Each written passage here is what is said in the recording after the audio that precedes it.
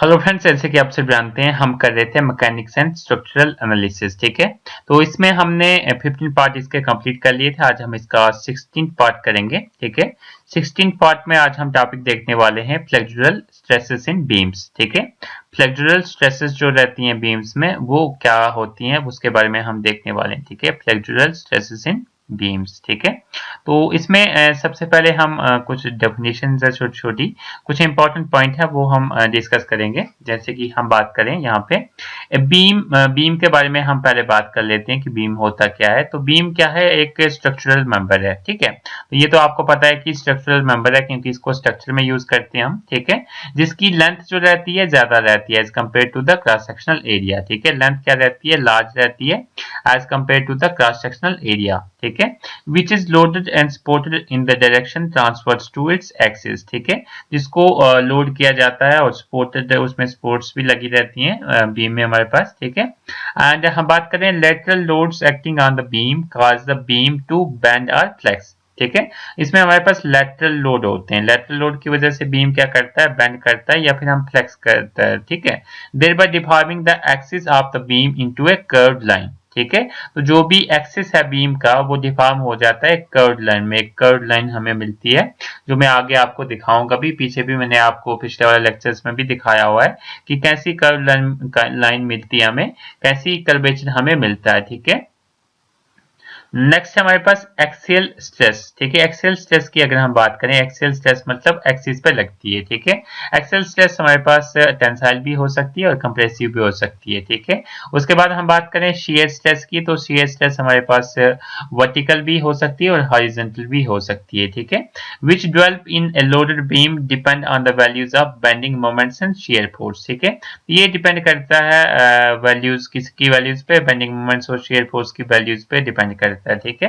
and determining the axial stress which is often known as bending stress in a beam and determining the shear stress often called as horizontal shear stress। ठीक है, तो इसमें हमारा जो main target रहता है bending stress find करना रहता है और हॉरिजॉन्टल shear stress फाइंड करना रहता है। ठीक है, and is important in two ways. First, it will enable us to determine if a particular loaded beam is safe under the applied loading। ठीक है, तो ये हमारे पास क्यों जरूरी है फाइंड करना बेंडिंग स्ट्रेस और हॉरिजॉन्टल शियर स्ट्रेस, क्योंकि एक तो हमें पता चल जाता है कि जो हमने लोड अप्लाई करना है वो सेफ है या नहीं है। एक तो वो रीजन हो गया।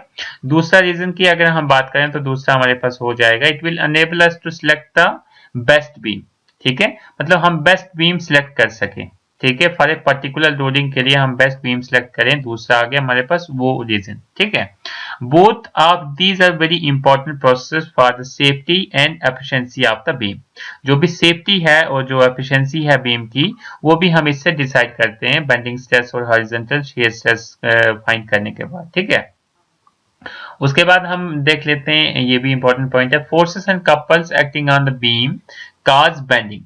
जो भी फोर्सेस हमारे पास बीम पे लगती हैं या फिर जो भी कपल्स बीम पे लगते हैं उसकी वजह से हमारे पास बेंडिंग होती है बीम की। दैट मींस हमारे पास जो फ्लेक्सुरल स्ट्रेसेस हैं वो क्रिएट होती हैं बीम पे। ठीक है, तो वो फोर्सेस की वजह से भी हो सकती हैं, कपल्स की वजह से भी हो सकती हैं, या खाली कपल्स की वजह से या खाली फोर्सेस की वजह से, तो या तो कॉम्बिनेशन की वजह से कुछ भी हो सकता है। ठीक है, and shearing stresses on any cross section of the beam and deflection perpendicular to the longitudinal axis of the beam। ठीक है, और जो हमारे पास जो डिफ्लेक्शन रहती है बीम में, जो डिफ्लेक्शन होती है वो perpendicular to the longitudinal axis. जो भी लॉन्गिट्यूडनल एक्सिस है उसके परपेंडिकुलर ही वो हमारे पास डिफ्लेक्शन क्रिएट होती है। Transverse loading causes bending and bending is very severe। ठीक है, जो भी ट्रांसवर्स लोडिंग लोड्स हमारे पास बीम पे पड़ते हैं जिसकी वजह से हमारे पास बेंडिंग काज होती है, और बेंडिंग जो है बहुत ही सीवर एक हमारे पास फॉर्म है स्ट्रेसिंग की, स्ट्रेसिंग स्ट्रक्चर।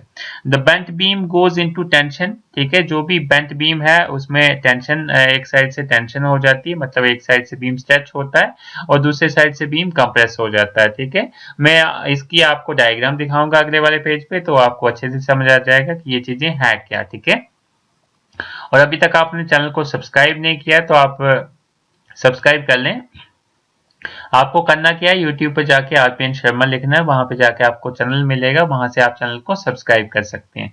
तो जैसे कि हमने जो थ्योरी डिस्कस की थी उसके बारे में हम डायग्राम से समझेंगे कि डायग्राम में ये है क्या चीज, ठीक है।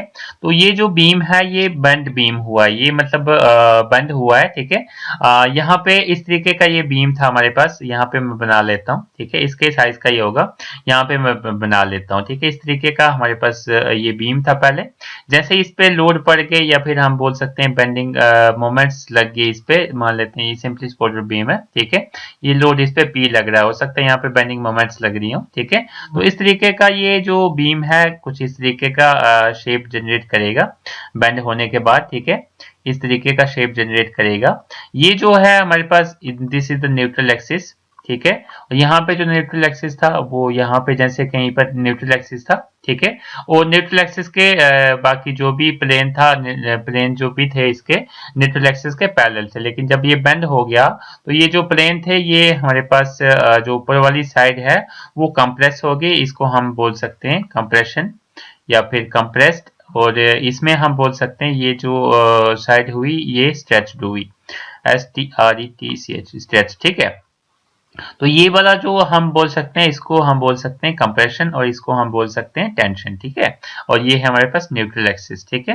तो यहाँ पे आप देख सकते हैं कि कंप्रेशन जो है, कंप्रेशन में जो फोर्सेस है वो इनसाइड हमने दिखाई है, और जो हमारे पास टेंशन में फोर्सेस है वो आउटसाइड दिखाई है। क्यों?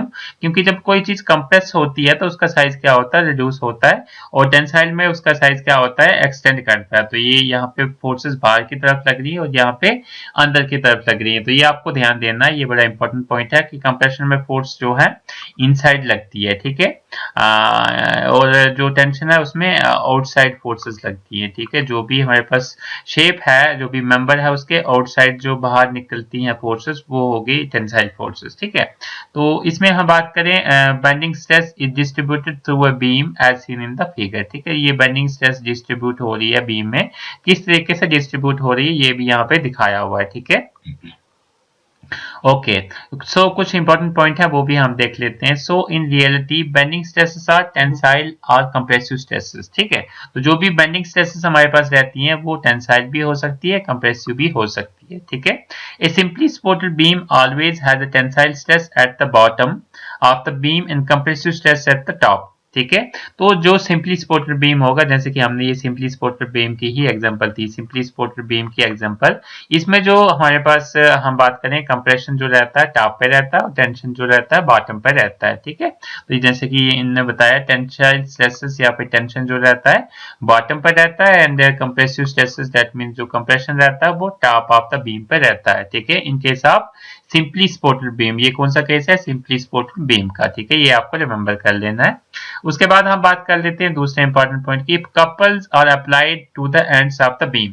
अगर एंड्स पे हम कपल्स अप्लाई करें, जो हम कपल अप्लाई करें तो क्या होगा, no forces act on it, कोई भी खाली हम कपल अप्लाई कर रहे हैं एंड पे और फोर्सेस कोई भी अप्लाई नहीं कर रहे हैं एंड पे, तो क्या होगा, उस बेंडिंग को, उस टाइप की बेंडिंग को हम बोलेंगे प्योर बेंडिंग, उस टाइप की बेंडिंग को हम बोलेंगे प्योर बेंडिंग। खाली इस पे बेंडिंग मोमेंट्स ही लग रही है, कोई भी लोड नहीं लग रहा, ठीक है।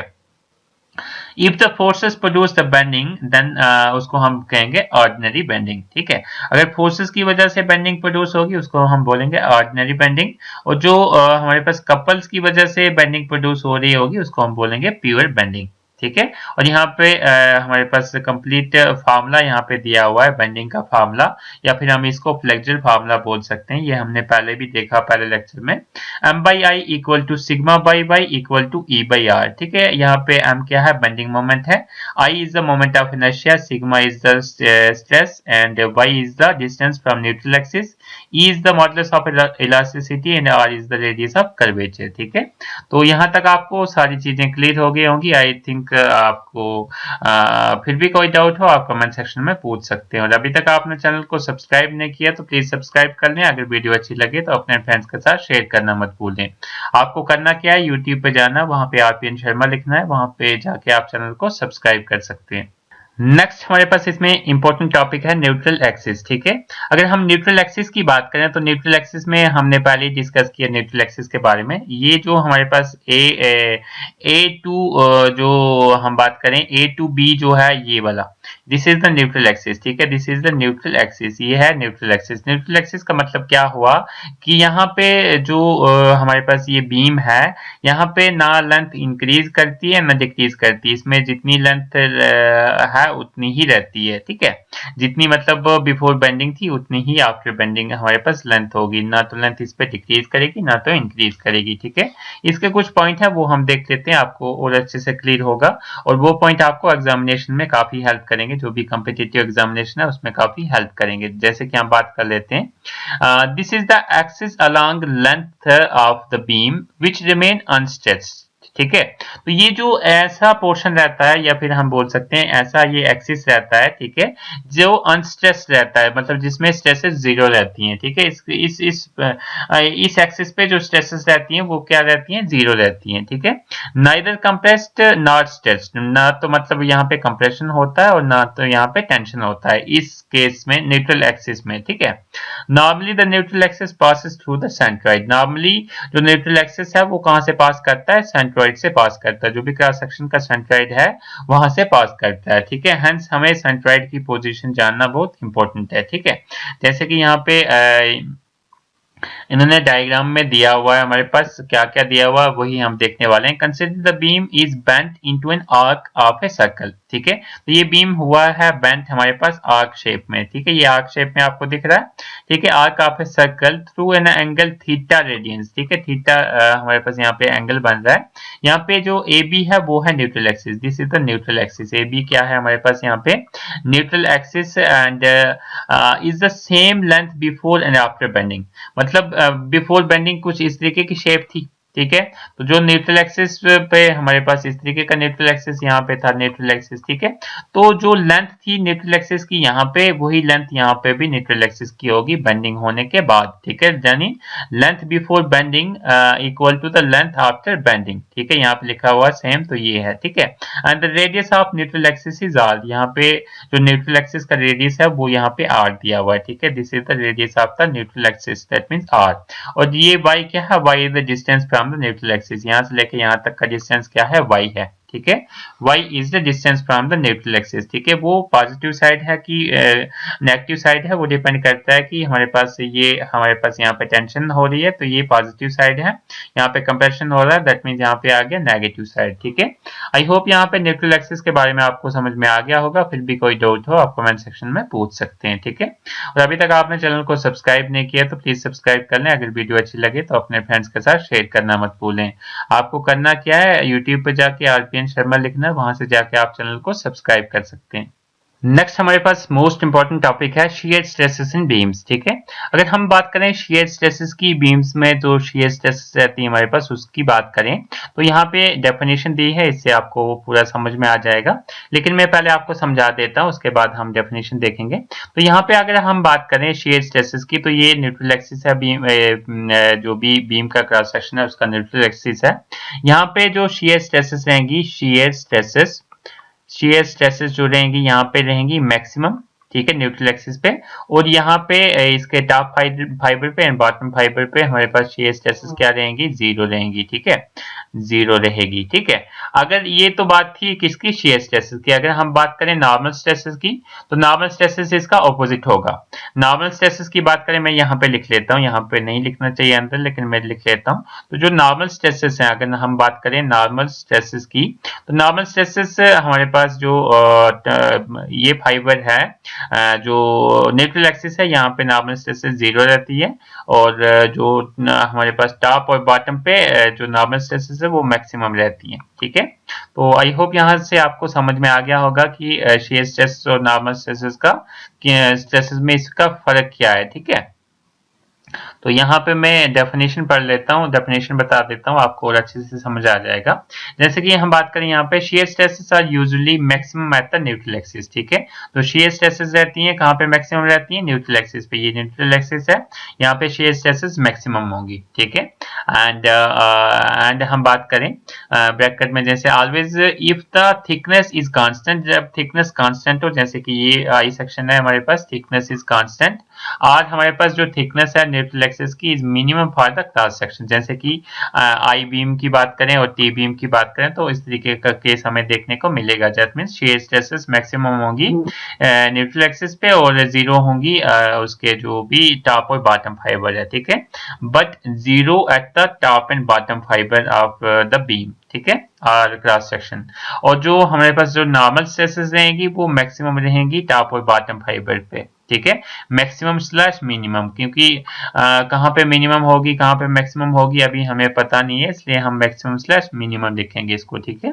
तो यहाँ पे आई होप आपको ये टॉपिक भी समझ में आ गया होगा। फिर भी कोई डाउट हो आप कमेंट सेक्शन में पूछ सकते हैं।